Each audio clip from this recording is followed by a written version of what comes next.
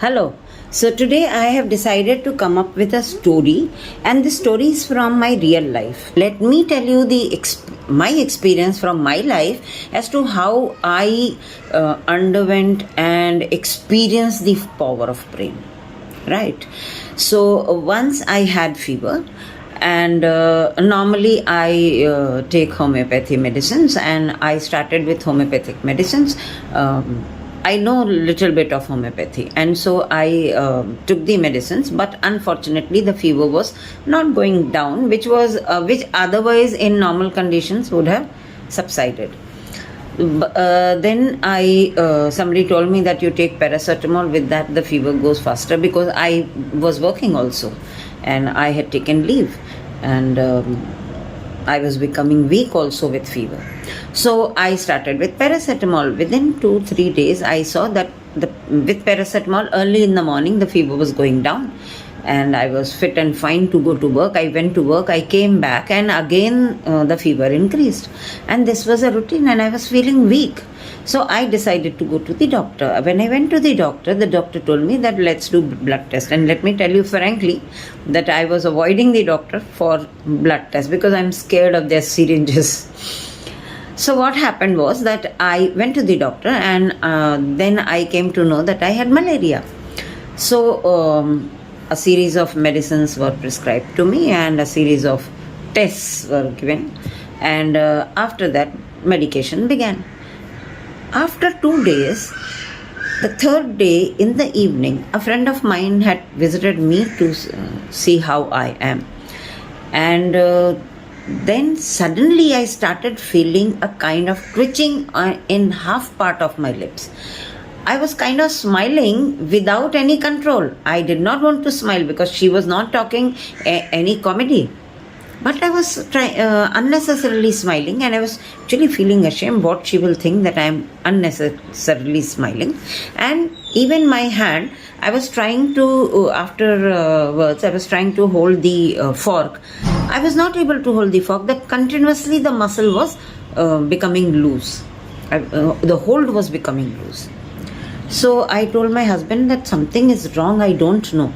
Then ambulance was called. I went to the doctor, and I began panicking because by the time I was losing all the control of muscle on the right side.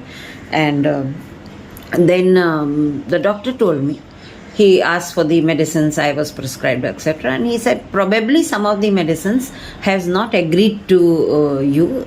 You are allergic to them, and thereby some allergic reactions have happened. Don't worry, we will give you medicine which will. And I began to cry that how will I write with my on the blackboard, because I am a teacher. So how will I write on the blackboard, and I am not able to hold my fork, etc., etc. The doctor said that we will give you a medicine and it will be all right. First pay attention to your hands, later we will see the blackboard.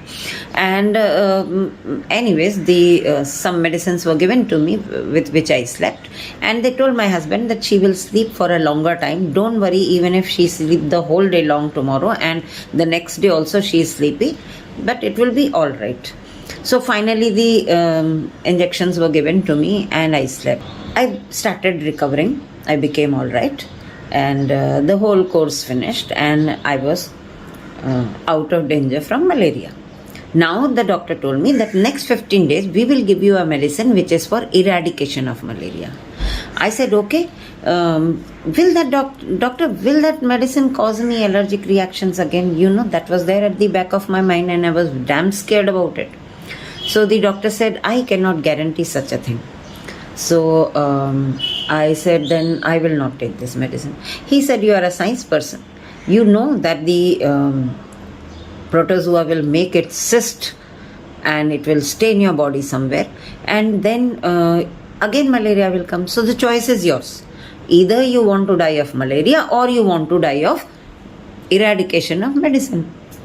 The allergic reaction. So the chances are that if you take the medicines for eradication, you will be better off at the later stages. Now I said okay, because again, you know that I am teaching the same things to students, and I know that very well. But sometimes this whole education fails when your brain decides not to agree. In the evening, when the dinner was ready, I sat at the dining table and I held the fork, and again that same feeling came into me, and I told my husband, I am not having medicine. And I am not feeling hungry, so I cannot have food. I did not tell him I am not having medicine. This came up.